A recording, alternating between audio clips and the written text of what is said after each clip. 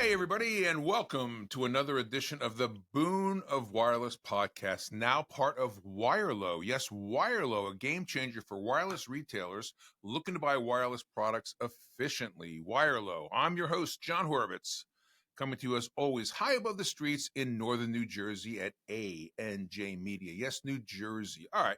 So I talk about our great state of New Jersey every week, and some items are good, some are, well, not.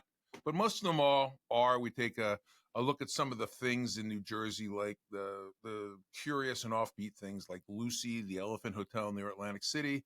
The fact that everyone outside of New Jersey wants to know if we've ever met the Sopranos, or that we're all descendants of that television show Jersey Shore, which did not put us on the map. Well, we have a hotly contested election for a new governor next week, and I thought we'd like to point out some of the pros and cons of living in New Jersey should anyone want to move here post-election. Okay, first the pros.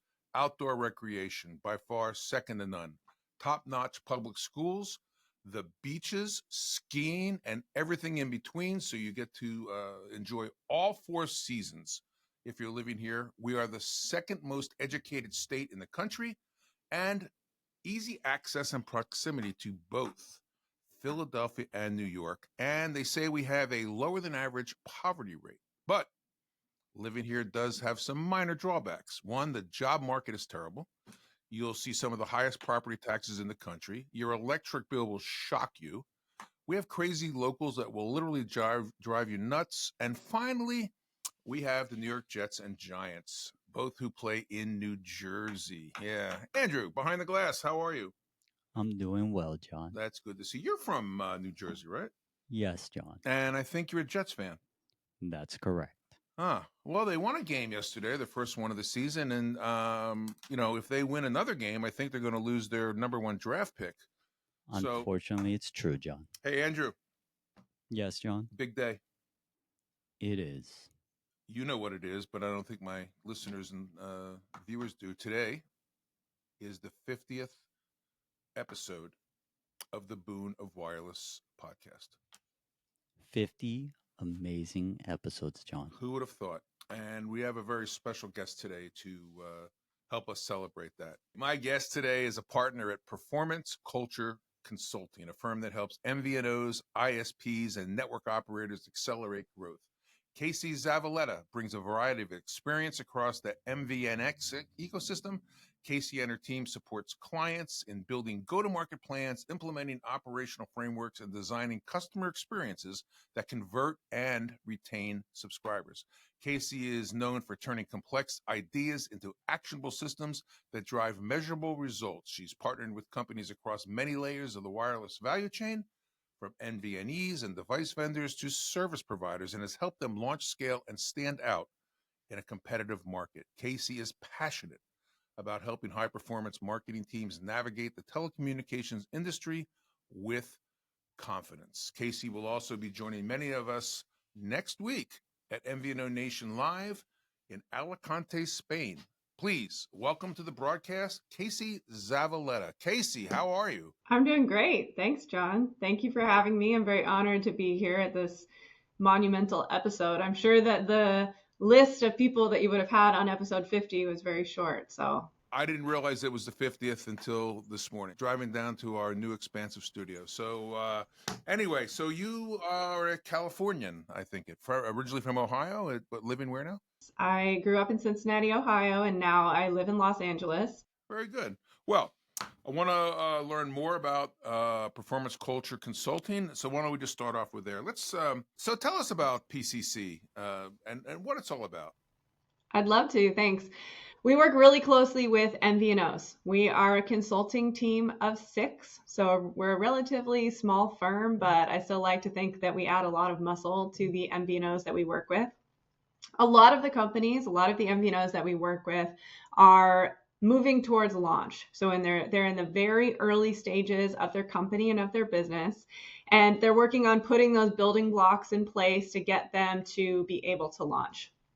So we help with things like navigating registration and licensing, doing their vendor vetting, helping them understand the best network solution for them, helping them understand how to do their technology implementation, how to set up their operations, basically an end-to-end service to walk MVNOs through that process towards launch.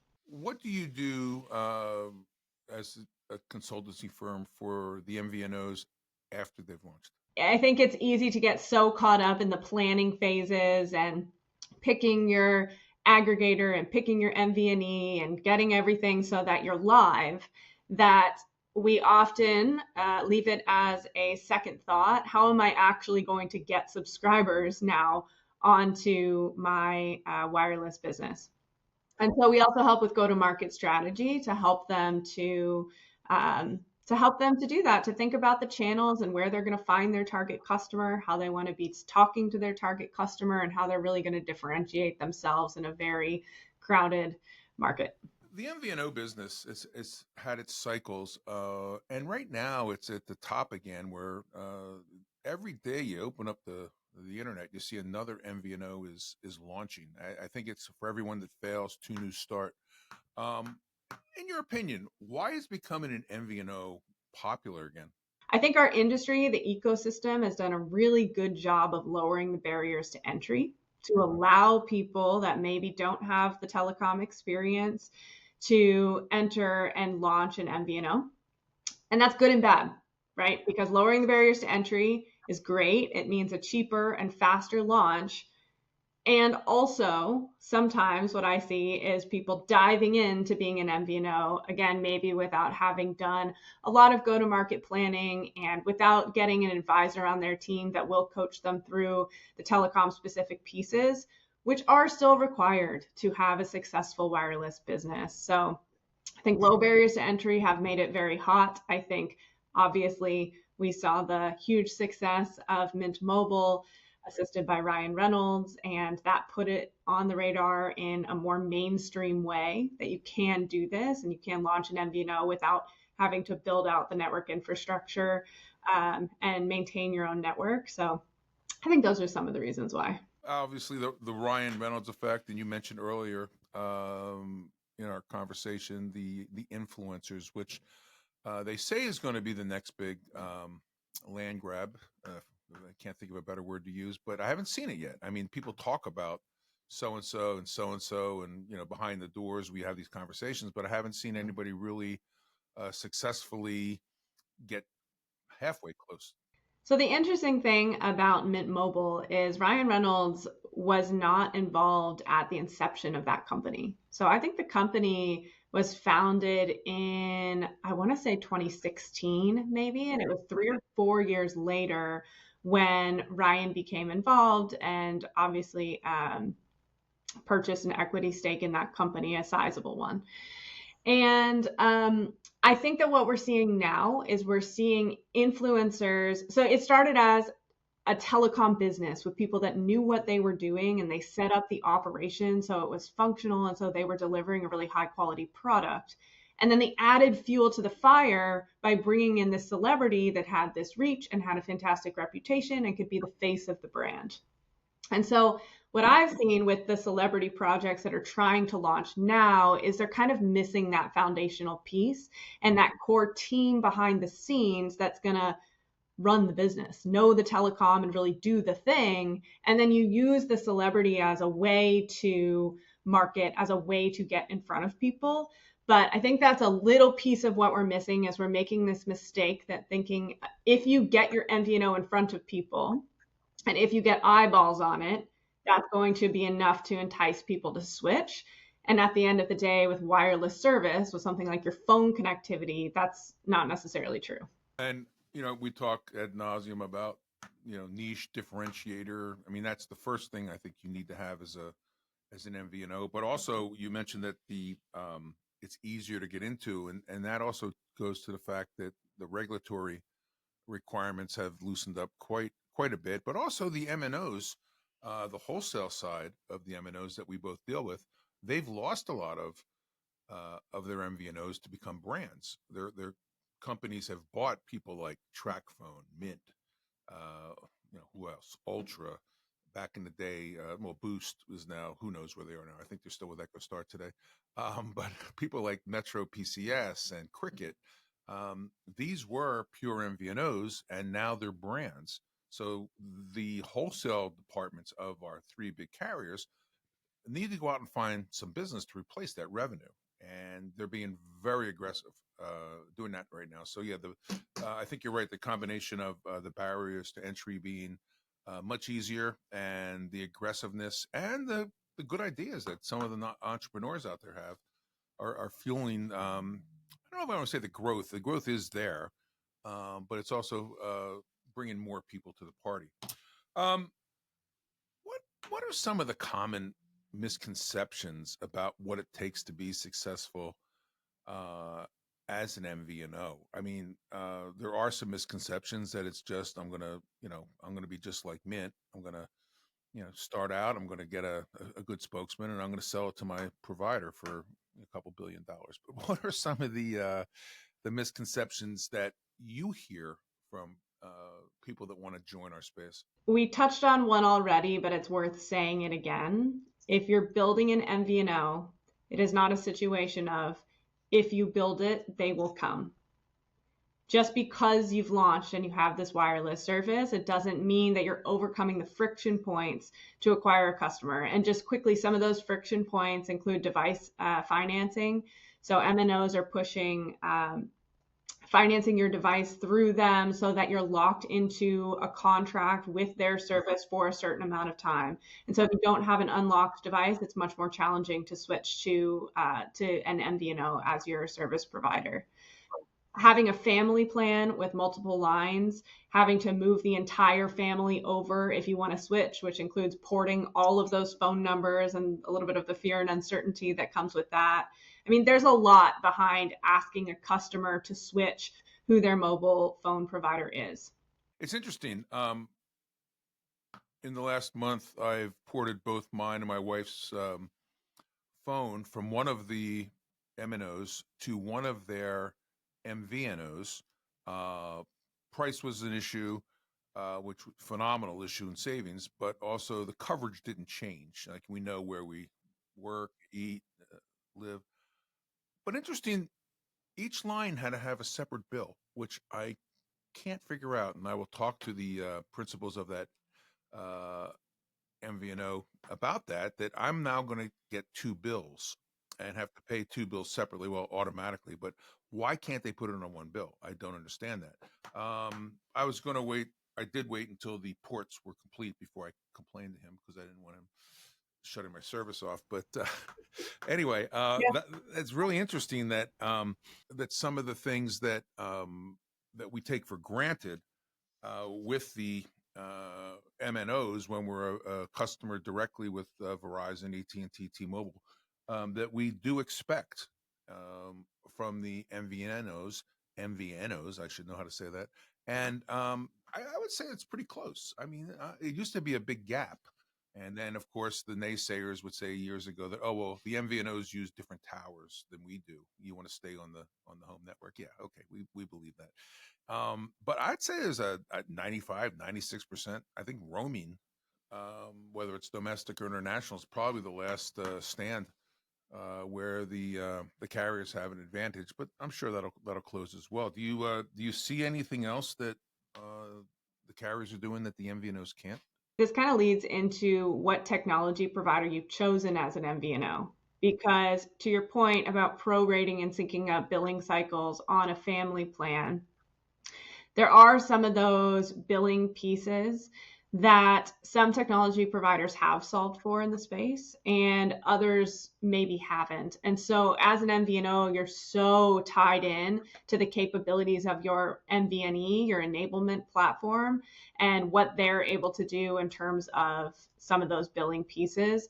So, it depends on the technology, but I think that the biggest upside of an MNO over an MVNO is simply that perception of reliability and stability.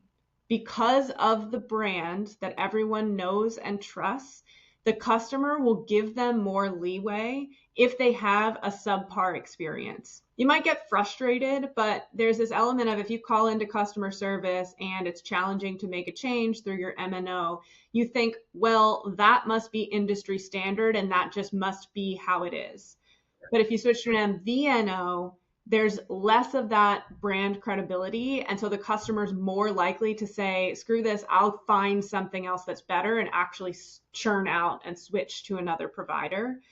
And so I think it's less in the capability and functionality, because in a lot of ways, MVNOs today with some of these enablement platforms can be more agile in the offers that they can give to customers, the way they can segment the bases, the way that they can switch messaging on the fly, launch campaigns, like all of these things. It's actually, they have a leg up if they're really good at speaking to a target customer on the MNO.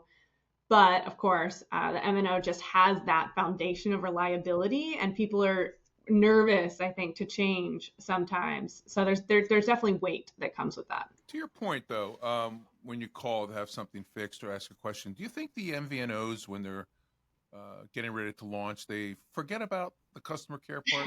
Yeah, it's a Okay. it's a huge afterthought. I'm positive that you're asking that question from experience. I'll take a kind shot at my friends over at Trump Mobile. Oh my God. Who, why not? I know them, the people that are running it, and they did very well from a customer acquisition right out of the box, and I think they're still doing well. But boy, I tell you, when you call, from what I've heard, and I'm sure it's gotten better. When you did call, it was not their their best foot forward, so to speak. From an outside perspective, it felt like a rushed launch. It felt like they were barreling towards launch as fast as possible, maybe without being thoughtful about some of those extra pieces and doing their full testing and training their customer service reps and really getting those pieces down. If they had taken 2 extra months to do that, I'm confident it would have been a very different experience. But yeah, it's a good caution that sometimes launching faster is not better. For the record, our team did not work with them as well. We gave them some very, arm's length recommendations. You talked about technology partners, and I think we might have covered part of this. How does a specific technology partner that you choose impact the outcome of your consulting projects? I know that at the end of the day, and I know from my own experience, that the MVNO that's getting ready to come to market looks to you to be the one-stop shop, and if things go wrong, you're the backstop. But have you had issues with technology partners? No names need to be mentioned, but that didn't meet the expectation of your client? The challenge more so is I've had experiences where we come in at various points along an MVNO's journey. And sometimes it is true inception and business planning, and they're starting from the ground up, and they're, working on who are going to be their partners. Sometimes we come in a little bit later in the process. And so there have been times when I've had a client that's chosen a technology provider that maybe because they didn't know the space as well, they didn't know the questions to ask, and they didn't understand what type of provider they were talking to, they may have made a choice that if I was in their shoes, I wouldn't have chosen that provider. And I think those are the situations where it's more challenging.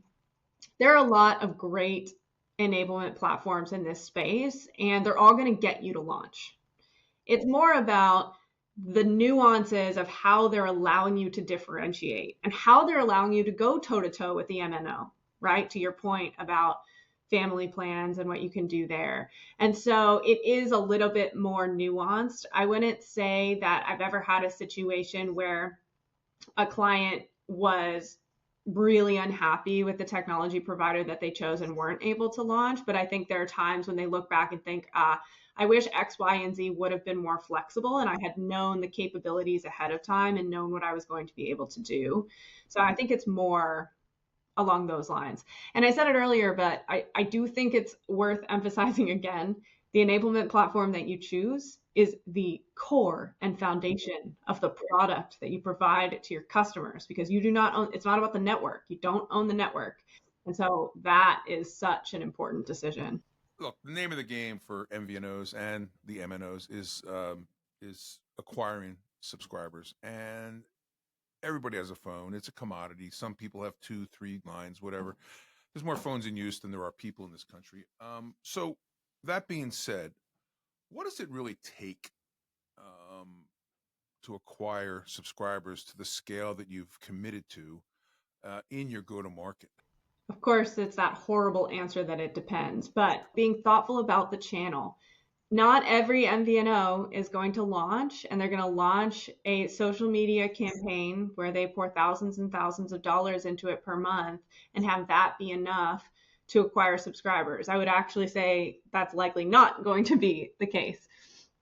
One of the things I really like to do with my clients, with my MVNOs that are looking to launch, is I like to have a pilot market.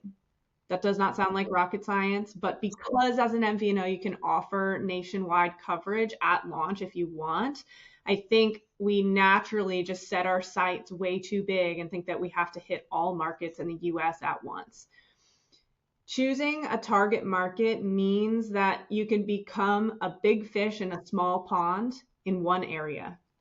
And what that does is it allows your marketing dollars to go farther because you can deploy what's truly a multi-channel approach where someone saw your meta ad because you geolocated it to where they are, and then they drove down the road and they saw your billboard, and then they went into your favorite pub and realized that that pub is an affiliate, and then they saw the sales representative at their local grocery store and they thought, wow, this brand is everywhere. I want to learn more. And now I'm willing to engage with the brand.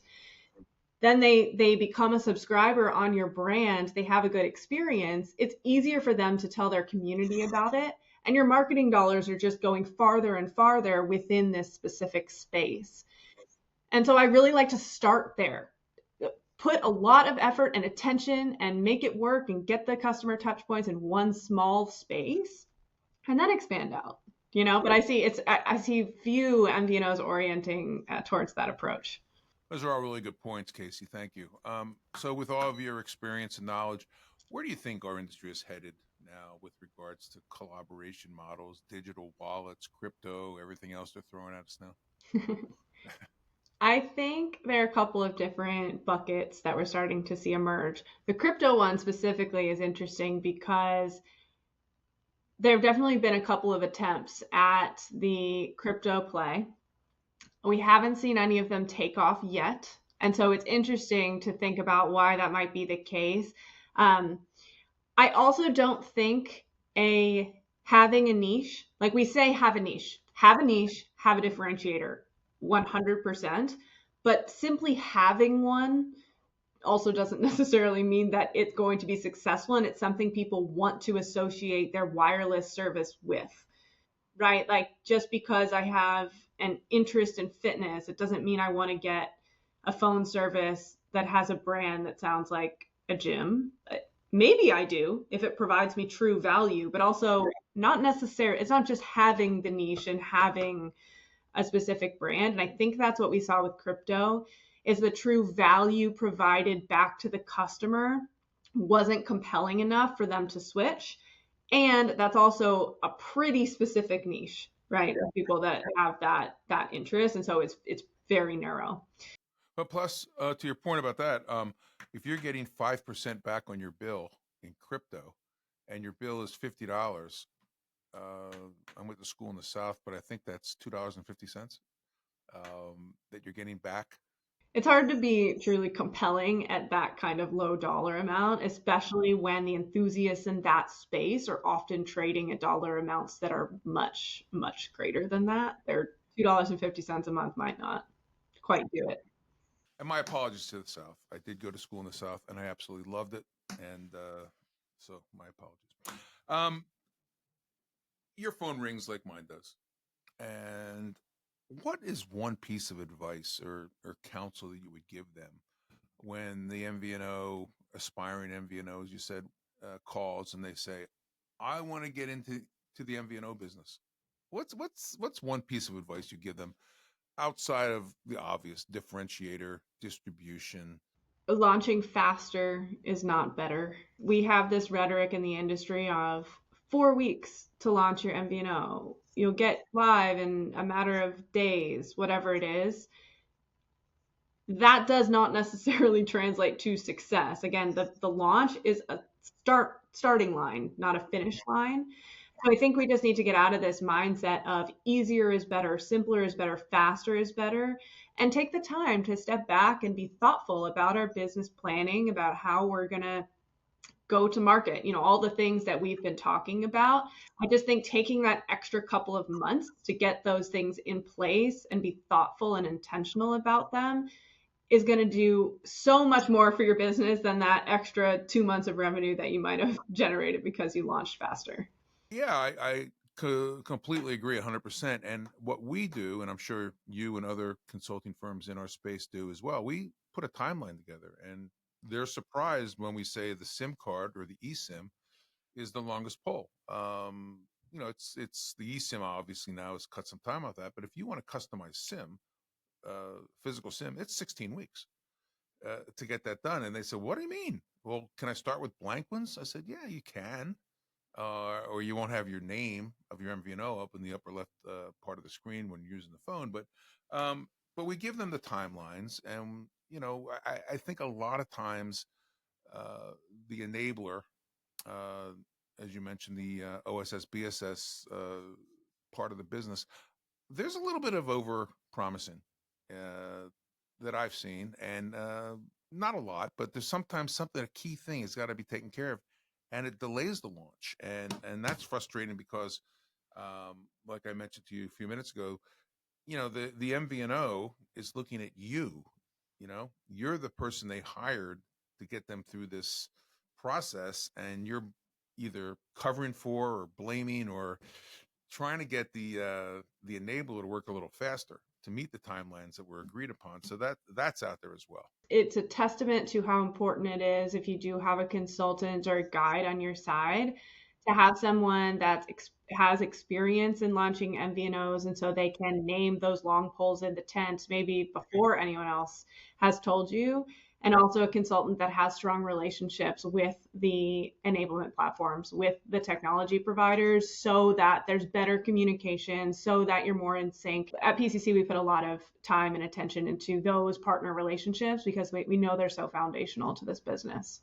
In the introduction, I mentioned the upcoming event that we're both going to be at in 5 days, I think it is. And that's MVNO Live in Alicante, Spain. Just a great group of people to work with. I will pat myself on the back again. I am the U.S. ambassador. I had a great show with them in Miami, their first time in the U.S. this past May. And they recently named me their worldwide podcast partner, so whatever that means. I'll be doing the podcast again from Spain like we did last year when we were up in Valencia. So I'm going to see you there. What are you looking to accomplish? I have spent most of my time, all of my time in this industry in the US and learning about the US MVNO market. And so this will be my first international event. And I know very surface level about some other MVNO markets, but I'm excited to learn from delegates, from other operators that are in markets that are different than the US, and find out what are the things that maybe I'm assuming have to be true that other places are doing differently, and how could we potentially bring some of those to the US? I think it's always a beautiful opportunity when you can talk to people with different perspectives than you, but still in this same industry and still trying to accomplish the same thing and deliver good connectivity to their customers with a good experience. So personally, I'm looking forward to that. I'll also be moderating a panel there on day 2, which I'm excited about. We've got they always do a great job with the speakers that they get to come and share their expertise. So I'm also excited to play a role in the event. Yeah, MVNO Nation Live in Alicante. I believe it's November 5th through 7th. I've got 1 or 2 things I'm moderating as well. And so I've got some homework to do over the weekend. So Casey, anything else you'd like to share with our listeners and viewers before we wrap this up?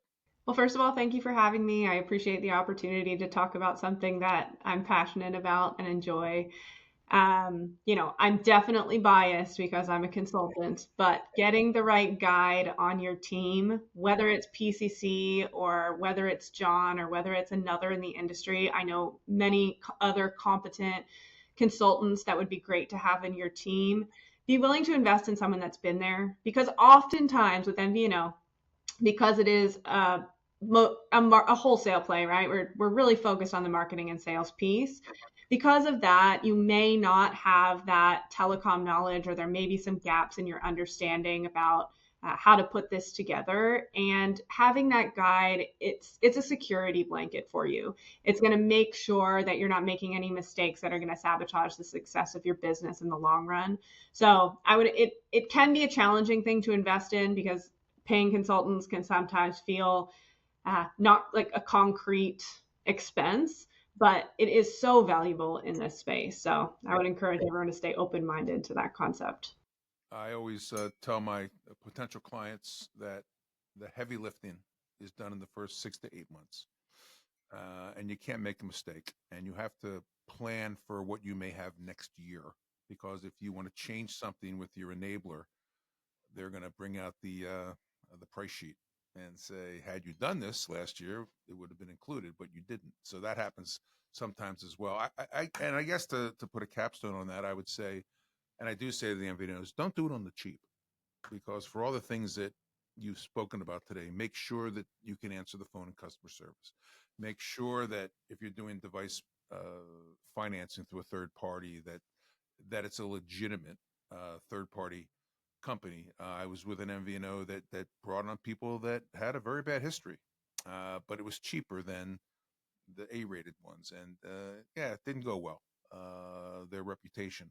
Finally, if I am a wannabe MVNO or just want to get some great advice from people like you and your team, how does one contact Performance Culture Consulting? A couple of different ways that you could go about it. You can visit our website, performanceculture.consulting. As you see right here on the screen, there you go. Unique domain, but hopefully memorable. You can reach out to us via email at info@performance.culture.consulting. Or you can reach out to any of us on LinkedIn. We're all present on LinkedIn and happy to answer messages on there. Well, Casey Zavaletta, I look forward to seeing you in person again in a few days. And I want to thank you for coming on the Boon of Wireless today. Thank you very much. And Jon, happy 50th episode. Happy 50th episode. Well, it's a great conversation, and it's good to be talking to somebody that does the same thing. I know we try to put ourselves in silos because of competition, but there's enough business out there for everybody. So that is going to wrap up another edition of the Boon of Wireless podcast. And as always, we'll see you next time. Do you want to be a guest on the Boon of Wireless podcast? Give us a call at 908-THE-BOON. Yes, 908-843-2666.